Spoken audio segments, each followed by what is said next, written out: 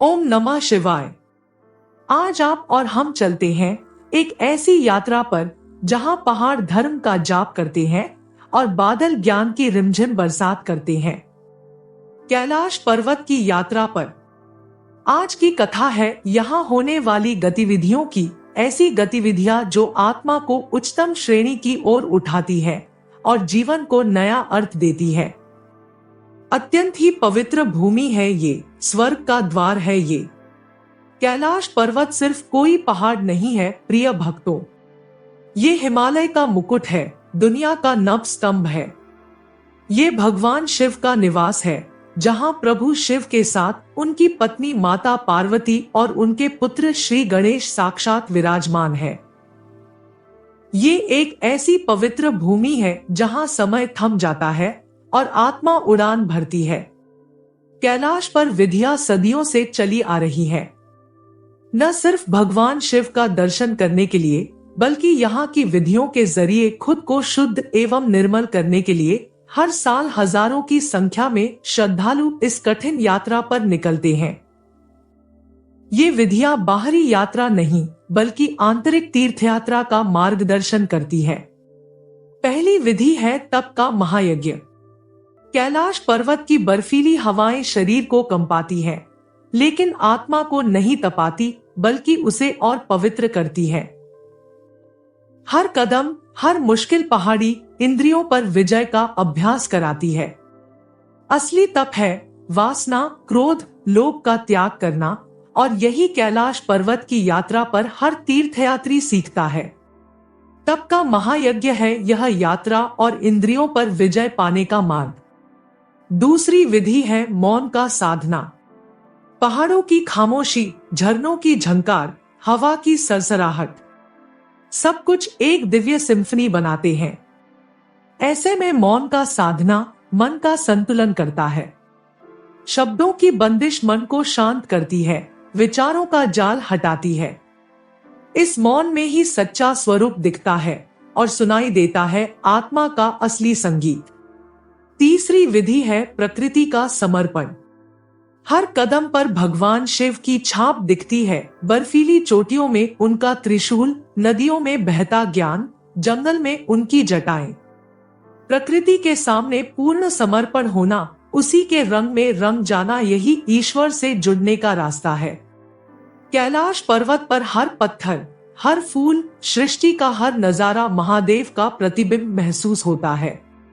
यह प्रकृति का समर्पण ही प्रदान करता है ईश्वरीय शक्तियों से जुड़ाव। चौथी विधि है करुणा की खिड़की। तीर्थयात्री सिर्फ अपने मोक्ष की नहीं, बल्कि सबके कल्याण की कामना करते हैं। वे रास्ते में मिलने वाले हर प्राणी की सेवा करते हैं, जरूरतमंदों की मदद करते हैं। करुणा की ये नदी ही असली तीर्थयात्रा बनती है। आत्म साक्षात्कार का लक्ष्य है ये, स्वयं का दर्शन है ये। अंत में पांचवी विधि है आत्म साक्षात्कार का लक्ष्य। कैलाश के शिखर तक पहुंचना स्वयं के शिखर तक पहुंचने का प्रतीक है। पहाड़ों से लड़कर, खुद से लड़कर, हर मुश्किल पार कर तीर्थयात्री अंत में अपने मूल स्वरूप को पहचानते हैं। प्रभु शिव में स्वयं और स्वयं में प्रभु की अनुभूति प्राप्त होती है। यही आत्म साक्षात्कार ही कैलाश पर्वत की सबसे बड़ी विधि है।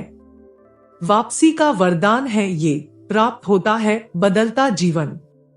कैलाश पर्वत की यह विधियां तीर्थयात्री के संग सिर्फ यात्रा तक ही सीमित नहीं रहती, बल्कि दैनिक जीवन में संग चलती हैं। यह विधियां एक वरदान साबित होती हैं, जो जीवन ही बदल कर रख देती हैं। इन्हें प्राप्त कर मनुष्य दैनिक जीवन की चुनौतियों का सामना करने के लिए और भी सक्षम हो जाते हैं। आपने भी सुना होगा, भक्ति में शक्ति तो होती ही है, फलस्वरूप यहाँ प्राप्त होता है एक तप का बल। कठिन परिस्थितियों में धैर्य रखना, हार न मानना, यही कैलाश से मिला तप का बल है। यह किसी भी संघर्ष में शक्ति प्रदान करता है। दो, मौन का जादू। शब्दों के मायाजाल से बाहर निकलकर विचारों को साफ रखना, यही मौन का जादू है। मौन ही ज्ञान, शांति और स्पष्टता का मार्ग सशक्त करता है। 3, प्रकृति का सानिध्य। प्रकृति से जुड़ना, उसके नियमों का पालन करना, सम्मान करना, यही कैलाश पर्वत की सीख है। एक सरल और संतुलित जीवन का आधार है यह। 4 करुणा का दीप, दूसरों की पीड़ा को महसूस करना, उनकी सेवा करना, यही करुणा का दीप है। यह जीवन में सार्थकता का बोध जगाता है और अहम रूपी अंधकार को मिटाता है। 5 आत्म का दर्पण, आत्मनिरीक्षण करना, अपनी कमियों को पहचानना, यही आत्म का दर्पण है। यह निरंतर सुधार की ओर प्रेरित करता है। कैलाश की यात्रा केवल भौगोलिक या सैर सपाटा नहीं, बल्कि आध्यात्मिक तीर्थ यात्रा है। यह हमें दुनिया की चकाचौंध से हटकर अपने अंदर झांकने का मौका देती है, स्वयं में छिपे असली खजाने को खोजने का अवसर प्रदान करती है। ईश्वर प्रिय भक्तों, तो चाहे आप कैलाश जाएं या न जाएं, लेकिन इन विधियों को अपने जीवन में अवश्य अपनाएं। तब से खुद को तराशे, मौन में सुने, प्रकृति से सीखें, करुणा का मार्ग अपनाएं और आत्म साक्षात्कार का धर्म निभाएं। यही है असली कैलाश यात्रा, जो हम सभी के लिए कहीं भी संभव है। यह सिर्फ एक कहानी नहीं, बल्कि एक प्रेरणा है। ये विधियां हमें याद दिलाती हैं कि जीवन की सच्ची यात्रा स्वयं में भी विराजमान है। तो चलिए आज ही इस आंतरिक तीर्थयात्रा पर निकलें, प्रभु शिव के कैलाश को अपने दिल में खोजे और एक शांत, सार्थक और आनंदमय जीवन की ओर बढ़े। आपको कैलाश की ये विधियां कैसी लगी? आपको क्या लगता है कि इनको अपने जीवन में कैसे अपनाया जा सकता है? अपने विचार कमेंट्स में जरूर बताएं। ओम नमः शिवाय।